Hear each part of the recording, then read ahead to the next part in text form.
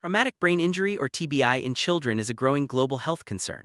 While most people focus on the immediate neurological effects, there's a hidden risk that often goes unnoticed: endocrine dysfunction. These hormonal problems can develop months or even years after the initial injury, affecting growth, puberty, metabolism, and overall quality of life. Hypothalamic pituitary axis, a crucial hormonal control center in the brain, is especially vulnerable to damage from TBI.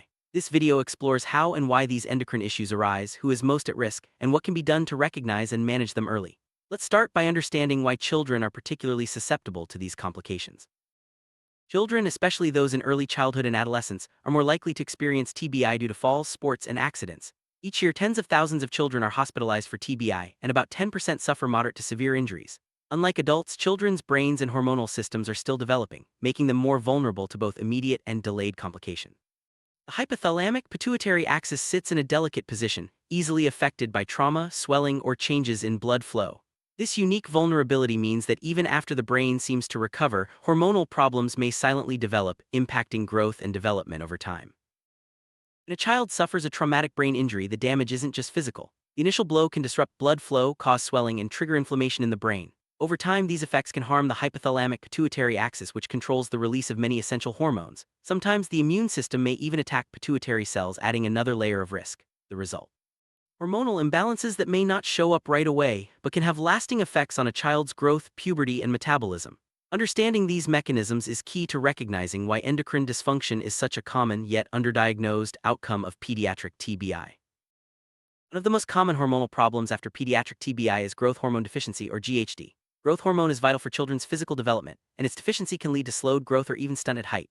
GHD may appear months or even years after the injury, making it hard to connect the dots. Some children recover naturally, especially if the injury was mild, but others may need long-term hormone therapy. The challenge is that symptoms can be subtle and standard tests may not always catch the problem early. That's why ongoing monitoring is so important for children who have suffered a TBI. BI can also disrupt the hormones that control puberty. Some children may experience delayed or arrested puberty due to hypogonadism, while others, though less commonly, may develop central precocious puberty, meaning puberty starts too early. These changes can have significant physical and psychological effects. The risk of gonadal dysfunction is generally lower in children than adults and is often temporary, but it still requires careful observation. Sometimes, the hormonal changes don't appear until years after the injury, so regular checkups are crucial to catch these issues before they impact a child's development and well-being. Adrenal and thyroid glands are also at risk after pediatric TBI. Adrenal insufficiency can be life-threatening if not recognized, presenting with symptoms like low blood pressure, fatigue, or even shock. Thyroid dysfunction, especially central hypothyroidism, may cause tiredness, slowed growth, and cognitive problems. Both conditions can be hard to spot, as their symptoms are often mistaken for other issues or overlooked entirely.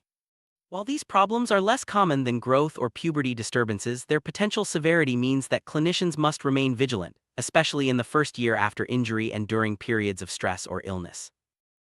Another possible complication is diabetes insipidus, a disorder of water balance caused by damage to the posterior pituitary. This condition usually appears soon after the injury and is often temporary, but it can be serious if not managed promptly. Children may experience excessive thirst and urination, and in severe cases dehydration. While persistent diabetes insipidus is rare, its occurrence signals a more severe injury and requires close medical attention. Recognizing and treating these water balance issues early can prevent further complications and improve outcomes for children recovering from TBI. Because endocrine dysfunctions can develop slowly and present with subtle symptoms, structured and ongoing monitoring is essential for all children who have experienced moderate or severe TBI. Experts recommend baseline hormone testing soon after injury, followed by repeated assessments at 6 months, 12 months, and then annually for several years. This approach helps catch both early and delayed hormonal problems, allowing for timely intervention. Standardized protocols and collaboration between pediatricians, endocrinologists, and rehabilitation teams are key to ensuring that no child falls through the cracks. Much has been learned about endocrine dysfunction after pediatric TBI. Many questions remain. Researchers are working to develop better screening tools, predictive models, and treatment strategies. Multi-center studies and registries will help clarify which children are most at risk and how best to support them. The ultimate goal is to ensure that every child who suffers a brain injury receives the monitoring and care needed to prevent long-term hormonal complications. With early recognition and intervention, it's possible to improve growth, development, and quality of life for these young survivors.